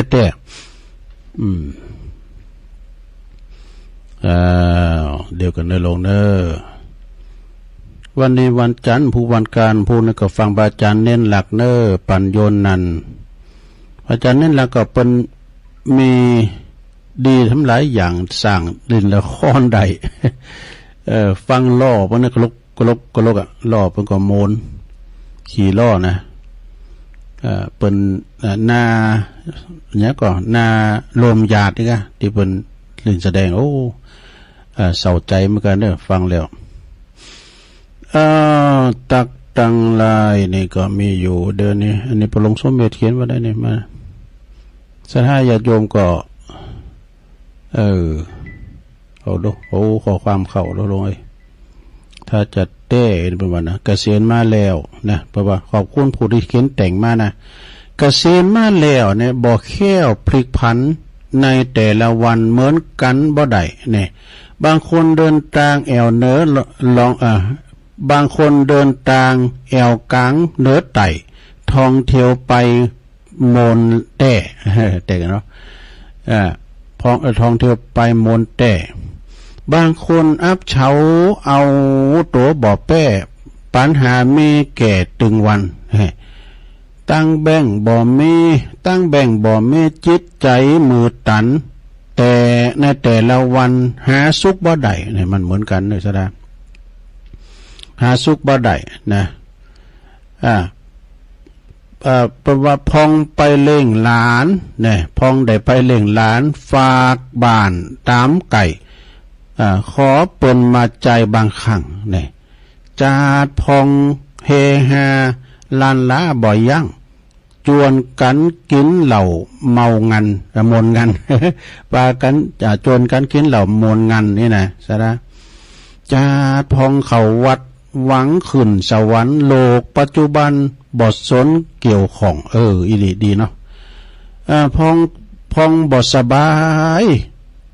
กายพร้อมกล่องดองพยาธิมาจองลุ่มเหล่านะมันจะมีว่ากะมันแก่มาแล้วเนาะจาดพองเข่าโซนงนการแต่เจ้าจนลืมกินเข่าก็มี นี่แหละชีวิตเป็นตามวิธีต่างไหนจะดีเลิกเอาเนื้อเจ้าเนี่ยมอบเพื่อผู้สูงวัยทุกท่านเลยนะครับ ขอบคุณเด้อพอหลวงสุเมธอินตะแก้วเนี่ยเปิ้นได้สูงมาเนาะแล้วตุลุงจะตักตังลายสักหน่อยนะบรรจงกันท่าวงพี่อายใต้โหฮ้อนำดิบเนอสูงอันนี้มาเนาะตักมาตังลายแม่แดงอัมพรจากเต็นดอกไม้จังฟ้อนเล็บเนอนี่นะนวลสิริหินขาวฟังอยู่เจ้าแม่สิรินทิพย์บุญเลิศฟังจากกรุงเทพปุ่นอยู่เนอนี่นะยายจันแม่จันเลื่อนใสแม่จันเลื่อนใสจะล่ามก่อตัวลุง แต่นี่กะเพิ่นเอาตีนนั่นน่ะตีนกีบสมาเป็นแฮมกินปลงสุเมธอินตะแก้วจากสันกำแพงฟังอยู่ครับนี่ โอ้คนดอยนกยูงเนออันนี้เมตตาบารมีธรรมไหวสานะครับหลวงพ่อท่านพระครูสันติเจติยากรนะวัดปุนเดอร์เกตกาลามกลางเวียงเจียงใหม่เนาะแล้วก็อันนี้เป็นโตฝรั่งไอ้อย่างเนี้ยกะขงามใจนี่แล้วก็อันโยมยุพินหอมมาลาปีน้อยฟังจากแม่โยกชัดเจนดีเนี่ยแล้วก็มีแม่ครูเกษินีชัยเทพนั่นนี่ประกอบฟังอยู่นะแป้อากาศแล้วก็อันนี้กลุ่มเทพารักษ์ก็ขอไหวสาบารมีธรรมเนาะหลวงพ่อไปทำปูนกรรมในเมตตาบารมีธรรมหลวงพ่อพระครูโชติสุวรรณสอนหลวงพ่อดวงคำวัดศาลาบุญนะตำบลน้ำแพร่ในเมตตาธรรมหลวงพ่อเคยมาทำบุญเคยเอาอันของมหือตัวลุงแบบว่าซอสก้าน้ำมันพืชก้าอีนะบันวัดเปิ้นไม่หลายแล้วว่าหัวตัวลุงเปิ้นทำอาหารเปิ้นก็เอามาถวายเป็นตือ ไปตั้งปอบุญยงบุญเลิงเดนน้องเขานี่นะปุณบันศาลาแล้วก็ไหวสาบารมีธรรมอาจารย์ท่านพระครูสาธรวีรกิจอันนี้ก็เป็นครูบาอาจารย์ตุลุงทำตุนเนาะเจ้าคณะตำบลท่าวังพร้าวเจ้าอาวาสวัดสันควงคำที่เคารพนะครับโต้กันตุลุงไปการไปงานตำบลปันโอดอันสนามเปิงกกว้างนอนหนาวัดโดยแล้วก็หน่วยอันนั้นแล้วไปเด็ดกินหน่วยอ่อนเป็นมันลำหรอหน่วยยังตุมันผางมันหลอดกันเนาะมันผางกันที่มันหน่วยนะเที่ยวนอนนะกินเกี่ยวโทลำดีไปตั้งงานวัดพระอาจารย์เน้นหลักครับนะสันเมืองนะไปหลายวิหารนะอันนั้นเอาไปมันสุกละ ไปถึงมันสุกละปูนแหลมวัดนั้นวัดคูบาปุ่นนะวัดน้องศูนย์ด้วยนะอันนั้นก็มีเนอะน้องศูนย์บ้านหงปุ่นนะอันเป็นอันหน่วยอันนี้กะมายมชิด ไปเป่าฟ้าเมตตาธรรมอาจารย์พระครูสุนทรปัญญาลัตน์เป็นหอว่าจะดีมีอันเตอลมแหลมปุ่น ลมเหลมเพื่อเมื่อกี้เนี่ยเปิ้นห่อไว้กันเนอะหน่วยน้ำมันไข่ไก่นะใช่ไหมหน่วยใหญ่ขนาดนั้นบรรพินเนี่ยผางพันนะผางพันแล้วก็ลำมะยมชิดนะกะมาแบบตื่นหลวงของบ่หน่อยบุญปันนะกะเนาะอันนี้เรียกว่าเจนตื่นแปลว่ากระท้อนเนี่ยเนาะเหลือทำ10 นาทีตุลุงก็จะล่องเช็คคืนเช็คสายนะจะได้เปลี่ยนบรรยากาศได้ครับเนาะถ้าจะลองโทรเข้ามามาจ้ากับตุลุงหรือว่าจะมาแจ้งผลการหับฟังก็ลองโทรมาเนอะโทรมาที่เบอร์0899555650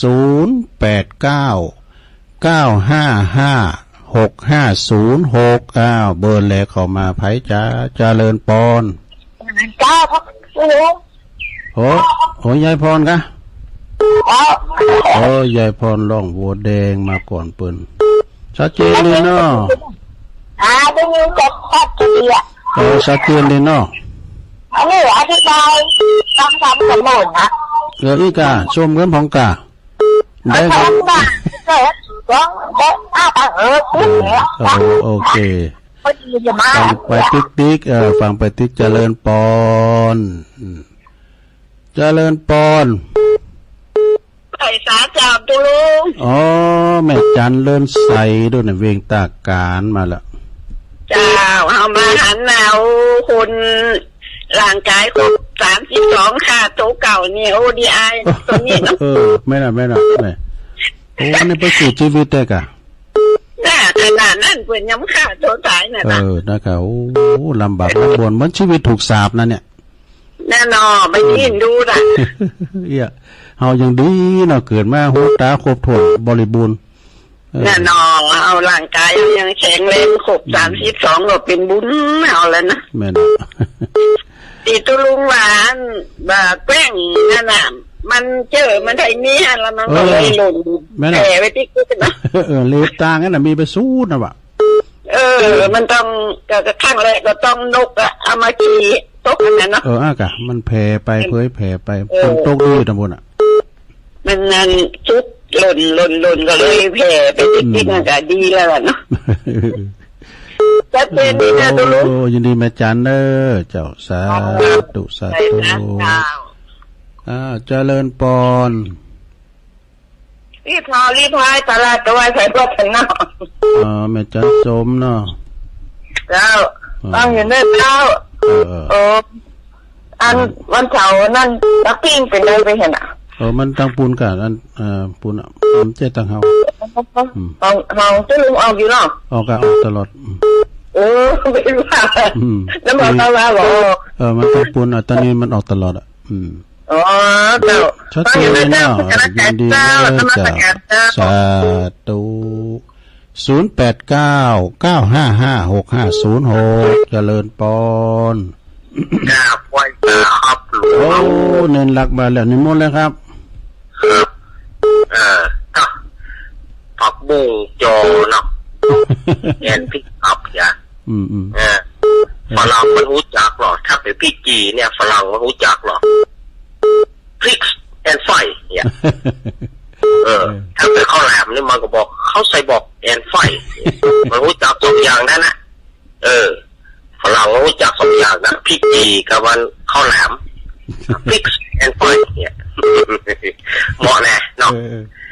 ครับเนาะหน้านี่หน้าข้าวแคบเนอะเนาะเอาข้าวแคบแอนไฟกับน้ำพริกตาแดงเนี่ยเหมาะครับชัดเจนดีครับอันพุ่งเรดิโอน่ากะขอบคุณหลายๆเนอะผมเจิญแม่จันไปเนอะวันที่1เนอะแม่จันเนอะถ้าสะดวกก็มาร่วมงานกันเนอะแม่จันเนอะก็เติงหาเสมอเนอะแม่จันผมกลับไว้3ครับหลวงลูกครับแต่เจ้าก็มีมาลายนำเจ้าน่ะเอาก็ว่าไผ่น่ะเสือปาดบ่ามาขี่รถเคยขึ้นมาเนี่ยบอกโอ้โหแดงปุลึงพี่วันนั้นถามพี่วันพี่น้องฝรั่งมายืนเจริญปอนคนมาเอวไหว้สาเจ้าตุลุงไม่อามอนก็วันนี้ก็ฟังตั้งแต่เก้าจนจบเนอะฟังธรรมวันนี้นะธรรมทุกเสียงเนาะถ้าโดยครั้งเนาะเจ้าฟังดูวันนี้มันได้ไปดังใดเลิกนั่งฟังตุลุงเนี่ยค่ะมันฮ้อนก็คือมันเป็นเย็นฮ้อนนะฮ้อนพุทธวันนี้นะแม่น่ะเจ้าตุลุงก็รักษาสุขภาพเนอะดีเนอะเจ้าสาธุสาธุเจริญปอนจิตแล้วโอ้หลวงพ่อกฤษเนาะท้องอาจารย์หลวงพ่อกฤษว่านั่นแหละไอ้โควิดเข้าท้องแล้วเจ็บท้อง2 วันแล้วเนี่ยต้องกินยาเนาะต้องกินยาฉันยาก็มันจะไม่อยู่อาจารย์ต้องหาหมอไปคลินิกก็ได้นะพยายามต่อไปทีมันเลินไปเลยจะขัดโถเข้าไปขึ้นไปลูกรักษาทำนี้โทรใกล้แล้วโทรอยู่แล้วล่ะจะพร้อมด้วยมาตรการครับครับถวายความเคารพหลวงพ่อครับเจริญปอนเจ้านี่แม่บุญปันห้วยงูเจ้าโอ้แม่บุญปันตาเหลียงฟังเสียงฟังหัวฟังเจ้าอะไรกันฟังเจ้าเด็กหวยงูในเนาะเจ้าหวยงูในชัดเจนดีแม่ฟังอันเนาะพุทธบาทอุดมเจ้าสักเจนดีเจ้าฟังแต่เก้าแล้วเจ้าโอ้ดีแล้วกะดีแล้วบางทีมันก็ซอดเหมือนกันนะเดี๋ยวนี้ดีแล้วเนาะเจ้าเมื่อคืนก็ทราบผู้ก็ฟังเย็นหลับมื้อนี้ตุลุงดอยเนาะแม่นำขึ้นบุตุลุงดอยกะยินดีแม่บุญปันนางเด้อสา